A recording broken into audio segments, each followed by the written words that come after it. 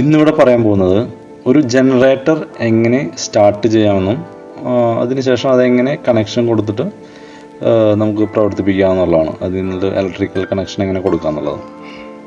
ഇത് എക്സലൻറ്റ് കമ്പനിയുടെ 10,000 വാട്ട് ജനറേറ്ററാണ്.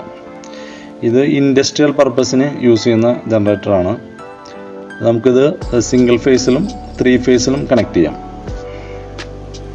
ഇത് സിംഗിൾ ഫേസിൽ, ഇത് 2ൽ കിട്ടി കഴിഞ്ഞാൽ 3 ഫേസിലേക്കാണ്.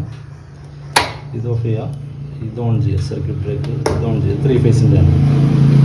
അതിനുശേഷം ഇതിലാണ് ഈ റെഡ് ഇത് കണ്ടില്ലേ, ഇതിൽ 5 ഇതുണ്ടാവും. ഇതിലാണ് കണക്ട് ചെയ്യേണ്ടത്. 3 ഫേസ് ആണെങ്കിൽ. സിംഗിൾ ഫേസ് ആണെങ്കിൽ താഴേക്കിടാം, ഇത് ഓൺ ചെയ്യാം, ഇത് 1ലേക്ക് ഇടാം.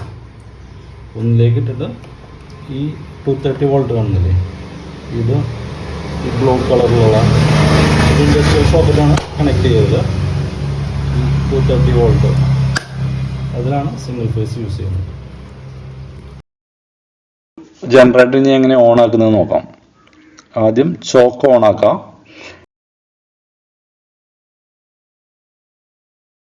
അതിനുശേഷം പെട്രോൾ ഓൺ ആക്കാം. അത് താഴത്തേക്ക് ഇട്ടാൽ മതി. പെട്രോൾ ഓൺ ആക്കുന്നത് താഴത്തേക്ക് ഇട്ട് കഴിഞ്ഞാൽ പെട്രോൾ ഓൺ ആവും. സ്റ്റാർട്ട് ബട്ടൺ ക്ലിക്ക് ചെയ്യാം. ജനറേറ്റർ ഓൺ ആയി കഴിഞ്ഞ് കഴിഞ്ഞാൽ പെട്ടെന്ന് തന്നെ ചോക്ക് പ്രീവിയസ് പൊസിഷനിലേക്ക് ഇടാൻ ശ്രദ്ധിക്കണം.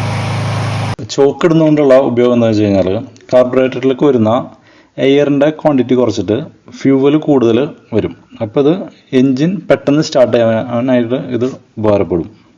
ഇനി നമുക്ക് ഒരു മെഷീൻ ഇത് സോക്കറ്റിൽ കണക്ട് ചെയ്തിട്ട് വർക്ക് ചെയ്യിപ്പിക്കാം. ആദ്യം സോക്കറ്റിൽ എക്സ്റ്റൻഷൻ ബോർഡ് കണക്ട് ചെയ്യുന്നു.